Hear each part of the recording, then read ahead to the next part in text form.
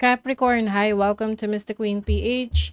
At ito ang inyong energy update for July 16 to 31, 2025. So if you're interested in private readings, meron tayong link sa description at sa pinned comment. Pakicheck nyo lang information kung paano mag-book for a private reading. And please subscribe to our channel to show your support. Like, share this video at comment na rin kayo kung kayo naka-resonate. Okay, Caps. Let's see. What's the energy? Second half ng July for Capricorn.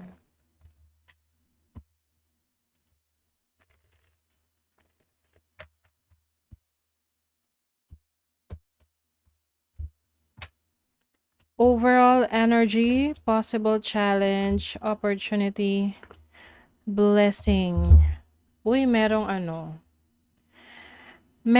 feel like there is may surprise. Oo, may surprise blessing sa inyo. Something na pwedeng unexpected ito, no? Hindi nyo inaasahang blessing. Okay. Bottom of the deck, the Four of Swords. May recovery. So, yung iba sa inyo maaring medyo nagkaroon kayo ng health issues. You are recovering right now, no? Ngayong second half ng July, mariregain nyo na yung lakas ninyo. Babalik na. Babalik na yung lakas nyo. Oo. You also have the Ace of Pentacles, which is a new beginning, a new opportunity for you when it comes to your career, your finances. So, maaring meron ditong bagong source of income, bagong pagkakakitaan, bagong trabaho. Na, ayan yung parang nagiging pag-asa mo ngayon, no?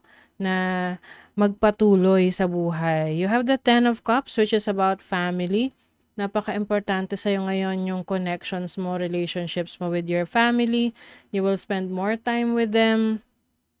Maaring, going out, having fun with your family. I also see na meron kang investment related sa family mo. Like, for example, bibili ka ng property para sa mga anak mo or bibili ka ng property for your family na in the end, ito ay magiging kapaki-pakinabang sa kanila, sa family ninyo. You are also, mas nagiging maingat ka sa mga taong makakasalamuha mo. You are setting boundaries. Hindi mo nahahayaan na ikaw ay laging parang tinitake advantage ng iba or yung tipong bigay ng bigay. You are now setting your boundaries. And then you have the Knight of Wands, the Ace of Cups. Meron kang inspiration ngayon na kung saan gusto mo siyang gawin kapag inspired ka lang. You get my point? Na mas nagte-take action ka every time or based sa emotions mo. Oo. So, kung ganon, you have to pay attention to your emotions. Kasi the moon is also your emotion and nasa blessing energy mo to. So, kumbaga babantayan mo yung emosyon mo. Kapag, kumbaga umiwas ka, kaya nga may setting boundaries dito eh. Umiwas ka sa mga bagay na nasisira ng mood mo. Kasi once na masira yung mood mo, pati yung source of inspiration mo, nawawala ka sa nawawala yung pagkagusto mo na gawin yon. Let's say for example, inspired ka ngayon na magtrabaho. Lagi namang inspired ang mga Capricorn magtrabaho. Actually, hindi naman, no? Halimbawa, inspired ka na magluto. Kaya lang may nakaaway ka, nainis ka, nairita ka. So, maaring yun yung makaapekto na ayaw mo na magluto o kaya nagluto ka nga pero hindi na masarap, ganun.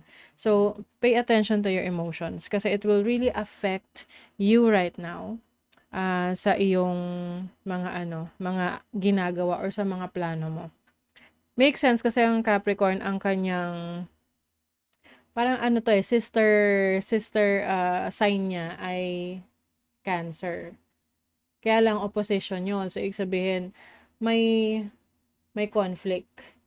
Oo, kung hindi magkakasundo or hindi magkakaroon ng give and take. Anyway, so your overall energy is the Knight of Swords. So, ngayong second half ng July, maaring meron kang mga mabilis na gagawin or mga tatrabahuhin. Ah, and maging maingat sa mga ano ha, yung bibitawan mong salita. Umiwas sa arguments kasi pwedeng mauwi ito sa talagang away.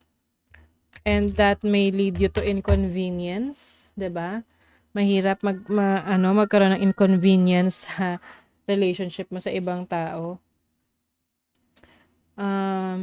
I also see na meron ka ring iko-confront. So, ibig sabihin nito talagang haharapin mo 'tong taong 'to para kausapin, para magkalinawan kayo or to finally ma-settle kung ano man yung issue ninyong dalawa. And then your opportunity is the Wheel of Fortune, which is shift or change ng situation mo for the better. Some of you are going to change your career or business or yung bahay na tinitirahan ninyo. So, maaring yan yung unexpected for some of you. Unexpected, lilipat ka ng bahay. Unexpected, lilipat ka ng trabaho. Ganon. Let's see the money, career, finances. Wow. 9 of Pentacles. Beautiful. This is stability, independence. The Knight of Wands and the Lovers. Okay. Wow. So, merong opportunity sa inyo. Ewan ko kung gusto niyo mag-abroad ha, but if you have plans of working abroad, may magandang kontrata na darating sa inyo. Kung talagang hahanapin niyo lang, i-explore niyo. I see an offer, I see a contract, I see a commitment. Okay? Yung iba naman, maaring kasi I feel like you want to shake things up. Meron kang gustong baguhin sa sitwasyon mo ngayon, especially sa career mo. Ngayon, makaka-experience ka lang ng fulfillment or ang hirap i-explain. Makaka-experience ka lang ng fulfillment kung ikaw mismo ay yung magte-take action dun sa pagbabago na yon. Kasi 'di ba minsan naghihintay tayo na may magbago sa buhay natin. Let's say nasa trabaho ka, naghihintay ka na bigyan ka ng opportunity nung company na pinagtatrabahuhan mo. Paano kung wala, 'di ba? So ikaw yung hahanap. Ikaw yung you will go after the opportunity. And I think for some of you nasa ano yan, labas yan ng sitwasyon mo ngayon. That is outside of your situation right now. Kung nagtatrabaho ka sa company, hindi diyan 'yun, yung opportunity. Lalo na kung hindi ka masaya or hindi mo nakukuha yung ine-expect mo or dine-deserve mo na income, 'di ba? So, it's somewhere outside of that situation. Sa love life, tingnan natin. May nako-confuse. Oh no. Wow, pasabog. Okay, yung iba sa inyo Capricorn, it seems na hindi na kayo sigurado sa karelasyon ninyo ngayon. Yung iba nagse-stay kayo kasi it's convenient or parang sa ngayon wala pang pamalit. But it seems na yung iba lang naman. Maaaring ito yung unexpected na changes na gagawin ninyo na maaring you will finally leave a relationship. Aalis ka sa isang connection na yan. Pwedeng romantic yan, pwedeng sa family mo, yung tipo nakatira ka sa family mo, sa parents mo, tapos aalis ka dahil hindi mo na gusto yung dynamic sa family ninyo, or can be friends, meron ka ng uh, ika-cut off na friend, dahil hindi na kayo pareho ng mga trip sa buhay, ganon. So, yeah, yan. Yung iba sa inyo, kayo ay aalis na sa sitwasyon na yan. May hinahanap kayo na kung saan kayo ay magiging mas masaya, mas fulfilled. Let's see, ano ba? You're the star. The star is divine guidance. Alam nyo, Capricorn, itong mga mangyayari ngayong July 16 to 31, pansinin nyo, those are divinely guided. Mm. Merong tinatawag na divine direction. May mga bagay na, yes, hindi natin kontrolado, na yun yung magli-lead sa atin to a new direction. Kailangan mas maging sensitive ka dun eh. Kumbaga, read between the lines or follow the signs na pinapakita sa'yo ng universe. You also have the spider. Spider is about building something eh, no? So, building with a purpose, innovation. So, maaaring meron kang i-build na bagong simula, bagong empire. This is also your trust, yung tiwala mo sa sarili mo. You have this one, soulmate connection, cultivation. So, some of you, no, kung kayo ay nasa isang relationship na parang feeling nyo, hindi nyo nahahanap or nararamdaman yung fulfillment na malalim na fulfillment na yan, maaring kayo ay aalis sa relationship na yan kahit na sa paningin ng iba ay okay kayo.